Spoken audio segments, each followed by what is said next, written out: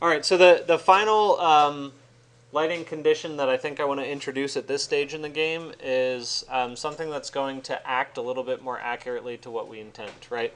So I mentioned, we can sort of put these lights in space with these little boxes that float around, but that's not really an accurate lighting condition. The accurate lighting condition we really want to create is something a little bit more like that, right? And that's using a spot emitter. Okay, that's a very significant difference because with a typical emissive material, you can't really control the angle that the light is spreading.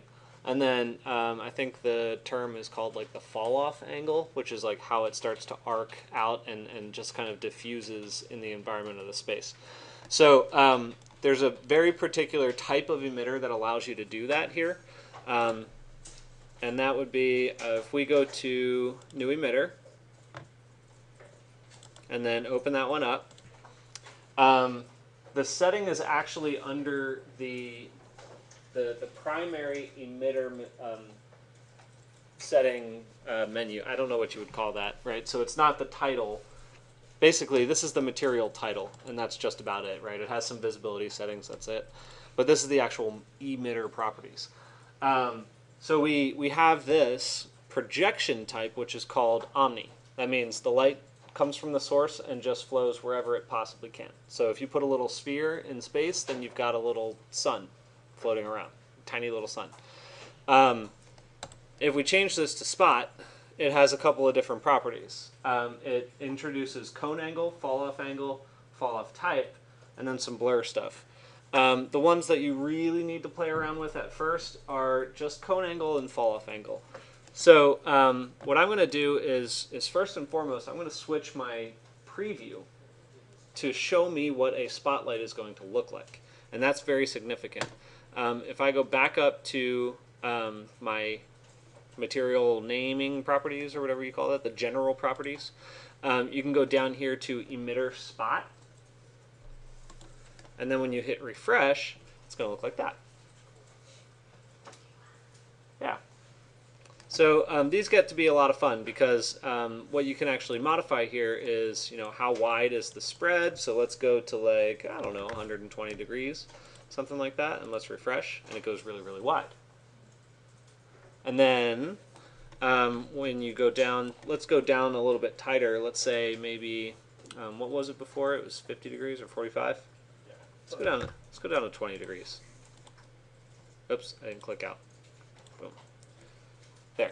So these create either sort of widespread but very specific types of lighting conditions, but also some more in my opinion more intimate lighting conditions. Ones that you can use for smaller spaces with more appropriate lighting, color, temperature, and stuff like that.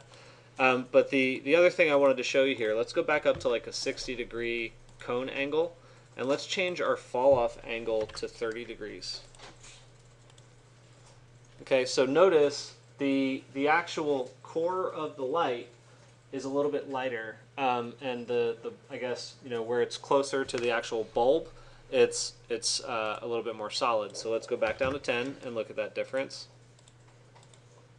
Right? See how the diffuse light at the edges just started to spread a whole lot more? So that's a very significant difference in what type of light and the spread of light that you can possibly get. So I just wanted you to be aware of that and understand a little bit, not everything, but a little bit about how it works. You need to know if you want a more diffuse light or if you want a specific light. If the fall off angle is just 1, you're pretty much going to get that, right? It's like, that is a spot light. Actually, the cone angle would be a lot less. It'd be even like 10 degrees. Whoop, that's really specific. Maybe even more. I think that's technically an error. Let's bump this up to like 3. What's that? It's curving in.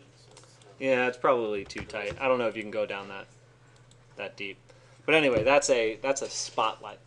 So anyway, let's go back up to 60, and I'm going to keep this at 30. Actually, I'm going to go with 40 degree cone angle, and I'm going to stick with 20 degrees for the fall off angle. Something like that. Okay, I'm going to use that as my light that's going to shine on this sphere. Okay, now it is an emitter. Okay, it's not a what am I trying to say? It's not an object, right? But it gets applied to an object. So let me put this on interior spot, and we'll take a look at what it looks like.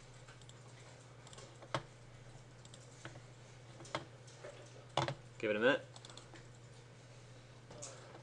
Real quick, yes, it was. It was applied to the yeah. Emitter 3 is applied to that surface, but I didn't really modify the wattage, so it was really low.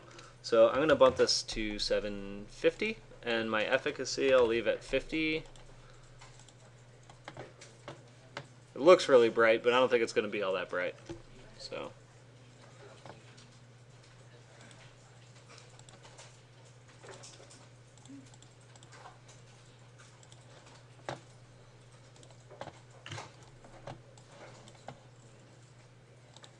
And I'll pause for a moment while it runs. There's guaranteed to be some simple setting I'm missing. I just got to dig up what it is. So anyway, I can see in the preview that when I turn my ISO down a little bit and I flip this thing back and forth all the way up to 10,000, you can kind of see it brightening and dimming. But I haven't seen that actually make its way into the actual image yet. So I'm just trying to figure out what's keeping it. Anyway, I'll figure it out for you, but you can start playing around with that, and if you need to, just bump up the wattage like really, really high. Efficacy will help too. Oh, maybe it's just the direction. See how there's a little brightness right here? Yeah. Yeah, I think it might just be in the wrong location.